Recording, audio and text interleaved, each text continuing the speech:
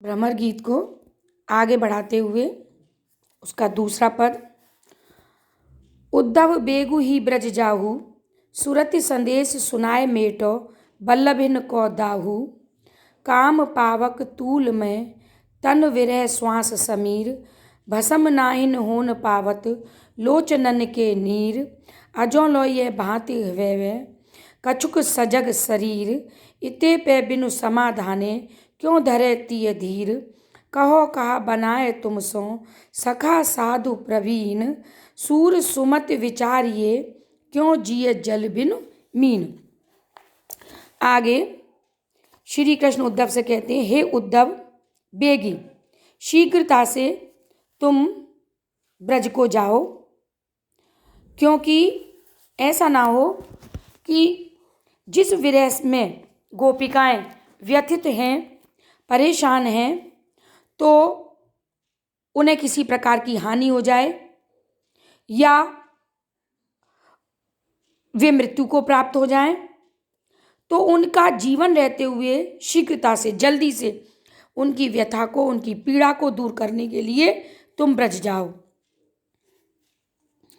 भक्त कवि सूरदास के अनुसार श्री कृष्ण ने कहा, हे उद्धव, अति शीघ्रता से ब्रज जाओ और उन गोपिकाओं से हमारी कुशल मंगल कहो, कुशलता का संदेश सुनाओ, ताकि उन गोपिकाओं का संताप, कष्ट दूर हो जाए। सुरति संदेश सुनाए, प्रेम का संदेशा जा करके जल्दी से सुनाओ। और मेटो बल्लभिन को दाहू, और उन बल्लभिन माने गोपिकाएं, प्रिय गोपिकाओं की दाह माने जलन, विरह की पीड़ा को मेटो, समाप्त करो। काम पावक तूल में तन, कामदेव रूपी अग्नि, काम पावक कामदेव रूपी अग्नि, और तूल में तन माने रूई जैसा शरीर जो उन गोपिकाओं का है, रूई के समान नाजुक शरीर जो उन गोपिकाओं का है, और विरह रूपी वायु के तन, ऐसा शरीर भी विरह श्वास समीर, विरह रूपी वायु के चलने पर भी, चलते हुए भी उसे भस्म नहीं कर पा रही। यानी जैसे अग्नि हवा के संपर्क से और अधिक प्रज्वलित होकर के चीजों को पूर्ण रूप से जला देती हैं, लेकिन फिर भी श्वास, जो विरह से व्यथित गोपिकाओं की जो सांसें चल रही हैं, वो एक तरीके से समीर माने वायु का काम कर रही हैं। और उनका शरीर जो है वो इतना कृश है, इतना दुबला है, इतना कमज़ोर है कि जैसे मानो रूई में अग्नि को प्रज्वलित कर दिया जाए तो वो तुरंत जल जाएगी। लेकिन कामदेव रूपी, काम रूपी पावक अग्नि विरह रूपी सांसों के चलते हुए भी उनके उस रूई के समान शरीर को भस्म नहीं कर पा रही, जला नहीं पा रही। भस्म नाइन होन पावत लोचनन के नीर, क्यों शरीर भस्म क्यों नहीं हो रहा है? क्योंकि नेत्रों से दिन और रात उस विरह में, मेरे प्रेम में, मेरी याद में, मेरी स्मृति में और मेरे विरह में, मेरे दर्शनों की इच्छुक उन गोपिकाओं के नेत्रों से लगातार, लोचनन माने नेत्रों से लगातार अश्रुधाराएं प्रभावित हो रही हैं। और अश्रुधाराओं के उन आँखों के नीर जल जो है उन्हें उस अग्नि को शांत कर रहा है, इसलिए वे भस्म नहीं हो पाती। अजोला यह भांति है कछुक सजग शरीर, इसीलिए अब तक यह शरीर विरह संताप से ग्रस्त होने पर भी सचेतन बना हुआ है। अजोलन माने आज तक, इतना विरह का कष्ट होने पर भी सजग माने सचेत शरीर बना हुआ है।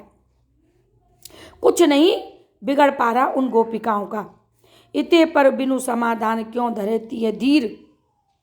और इस तरह की स्थिति होने पर बिना किसी समाधान के, बिना किसी कोई भी अब उनके आगे और कोई मार्ग नहीं है, तो बिना किसी समाधान के वे गोपिकाएं कैसे धैर्य धरें। क्योंकि एक तरीके से उनकी सारी जो इंतज़ार है या जो उनकी सहन करने की शक्ति है, धैर्य है, वो समाप्त होता जा रहा है मेरे इंतज़ार का, मेरे दर्शन का। तो अब भला वो गोपिकाएं कैसे धैर्य धारण करें। इसलिए हे मित्र, कहो कहा बनाए तुम सो सखा साधु प्रवीण। तुम तो बहुत मेरे ऐसे मित्र हो जो बहुत साधु हो, चतुर हो, होशियार हो। प्रवीण माने चतुर, होशियार, ज्ञानी हो, समझदार हो। और सूरदास कहते हैं, कृष्ण उद्धव से कहने लगे, वास्तव में तुम तो बहुत चतुर हो, होशियार हो, ज्ञानी हो, समझदार हो। इस स्थिति को कहने पर भी क्यों नहीं समझ रहे कि ये अच्छी तरह विचारणीय है, बहुत गंभीर विषय है कि सूर्य सुमत विचारिए, अपनी बुद्धि से सोचो, क्यों जिए जल बिन मीन। क्या भला मछली पानी के बिना जीवित रह सकती है। मछली का जीवन बिना पानी के जिस प्रकार से निराधार है, व्यर्थ है, बेकार है और बच नहीं सकता, आगे वो जीवित नहीं रह सकती पानी से अलग होकर के, उसी प्रकार से जो गोपिकाएं मेरे वियोग में तड़प रही हैं, मेरा इंतजार कर रही हैं, वो तड़पती हुई मछली रूपी गोपिकाएं भला मेरे बिना, मेरे विरह से व्यथित होकर कैसे जीवित रह सकती हैं, कैसे अपना जीवन व्यतीत कर सकती हैं। इस प्रकार की ब्रजवालाओं की विरह व्यथा का ध्यान रखकर श्री कृष्ण ने उद्धव से जो भी कुछ कहा वो वास्तव में बहुत ही भावपूर्ण अभिव्यक्ति है और ब्रज भाषा का लालित्य इस पद में स्पष्ट रूप से दृष्टिगोचर होता है। तो उद्धव को कृष्ण ने जाने का संदेशा आदेश दिया और गोपिकाओं के कष्ट को दूर करने की उनसे आग्रह किया कि जाओ और उनके कष्ट का निवारण करो।